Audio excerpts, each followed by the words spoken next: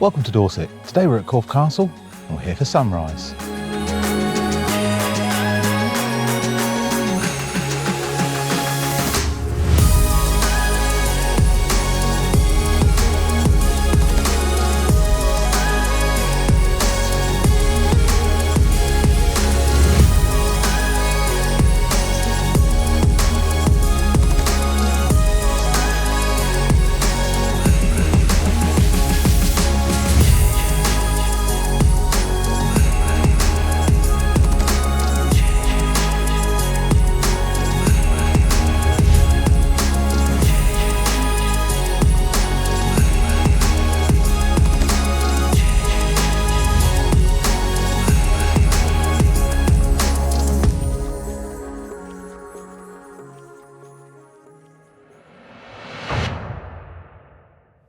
Great to see you all again, guys. Thanks so much for joining me. Today, we're at the iconic Corfe Castle, and there's going to be few of you out there who haven't heard of this amazing location. And today, we've got dream conditions. We've been gifted a beautiful layer of mist out there and a gorgeous sunrise. It just doesn't get much better than this.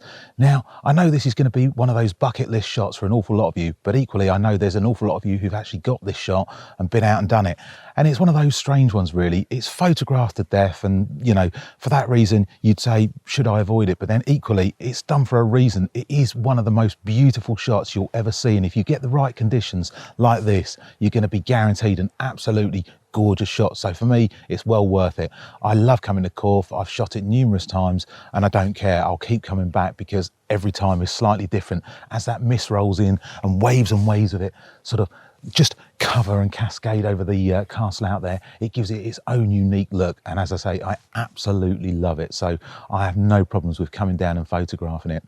Now, we did get here quite early this morning, and the best time, in my opinion, to shoot Corfe Castle is actually during the blue hour. There's going to be less photographers about, and it is a very, very busy location here. I mean, today there's probably excess of about 30 people I can see at the moment. When the mist clears, I'm sure there'll be even more. But it's one of the best times to shoot it because just before that sun comes up and you get that beautiful glow and you get the mist, and the mist is generally a little bit lower, so it really is well worth getting here probably about an hour before sunrise itself, and it will probably score you an extra shot. Now, if you're interested in coming to see Corfe Castle, I've actually written an absolutely just full of detailed blog post on this place. It gives all details of the location, parking, best times, best focal lengths to use, basically everything you need to know, all the walking routes, and I'll link that up just down in the description there for you. It's well worth a read. If you are coming, it's invaluable information, so please do give it a look. Now, we've been really, really lucky this morning. The mist is just at the right level out there. It's not obscuring the castle, and this is one of the problems you get when you come to Corfe. A lot of the time, the mist actually goes right above the two turrets and you don't actually see anything, but at the moment, it's sitting at a perfect level out there, and we've got the castle just poking through. Literally couldn't ask for better conditions. It's absolutely perfect out there.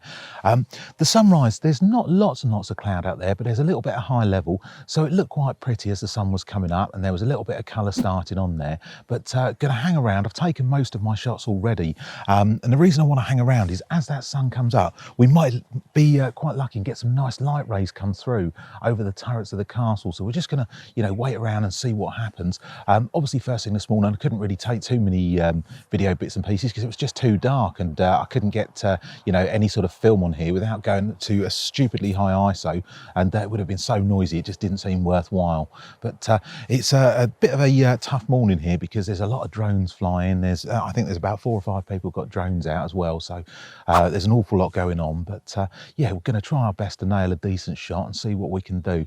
The goal for today is to go with at least one panorama and at least one sort of close-in shot. That's my goal for what I'd like to get out of it today, so we'll see how we get on there. Fairly confident I might have nailed both of those, but we shall see when we get the pictures back.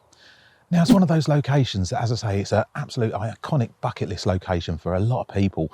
And the best advice I can give to you to keep an eye on Corfe and look for mist is what you really want is fluctuation in the dew point of about 2. That will really, really help. You want your wind speed to be sort of 3 or below, and you want your humidity levels to be around about 96, 97%. That will be ideal conditions for mist, and hopefully you should get something. The valley itself is really quite prolific for mist, and it you know, it fills up the entire valley from the heathlands on both sides of it, and it generally just sort of gently blows in if there's any form of breeze whatsoever.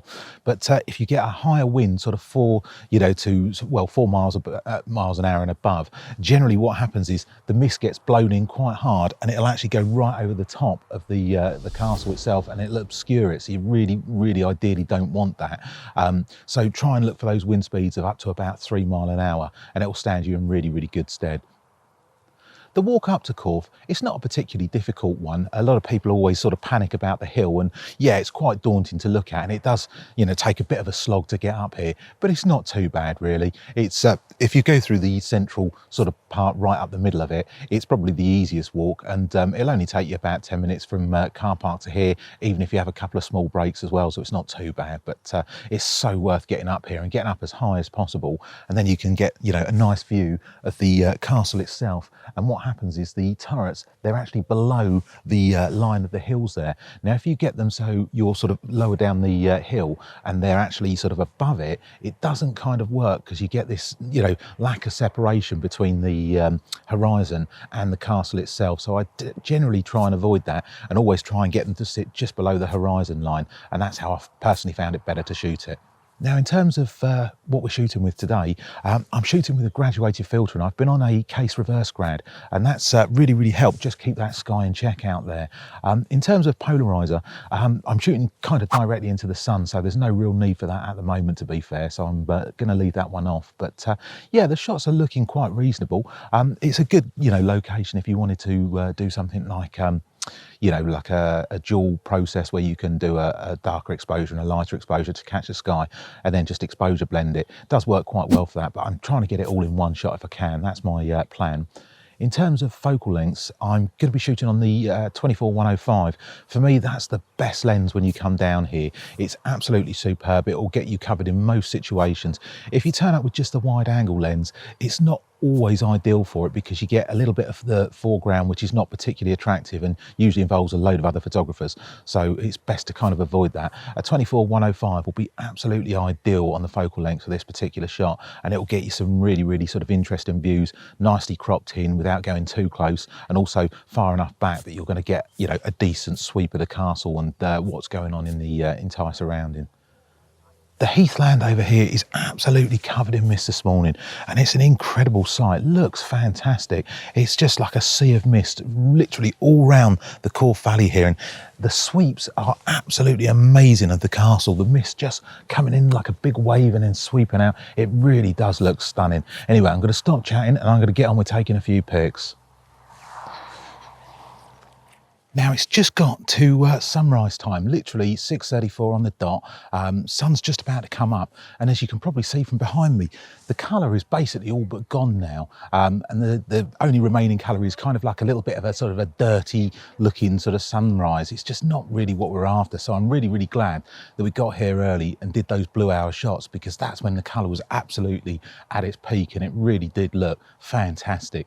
To be fair, now it's kind of not really the best conditions to be shooting it, but I am going to hang around, because as I say, there is a chance that as the sun comes up, I might get some light rays on there, and I might even be tempted to stick the drone up and see if we can, you know, sort of move away from the light and get the light on the back of it and get some shots from there. So we'll see what we do and go from there.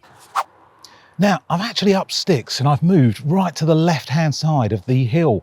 And it might seem like a bit of an odd decision to do that, because the sun's coming up directly in front of it, and in theory, that's where I should be. But bottom line is, I don't want that sun really in my shot. It's going to make it tremendously difficult to expose on there. And what I'm doing by moving down here is two reasons, really. One, avoiding everybody because no one's down this side at the moment. And two, hopefully we'll get a nice bit of light just falling on the edge of the hill here, and if I'm in this position, I've got a much better chance of catching it. If I'm looking directly on it, then there's absolutely no chance. Now, something worth mentioning here, if you are a filter user, as I am, you have to make sure you've got your cleaning cloth with you, and you have to keep an eye on your filters, because they will mist up, and the last thing you want is to get home and realise your shots are just really soft and there's a whole mist covered layer on your filter. It'll absolutely ruin them, so definitely keep an eye on that.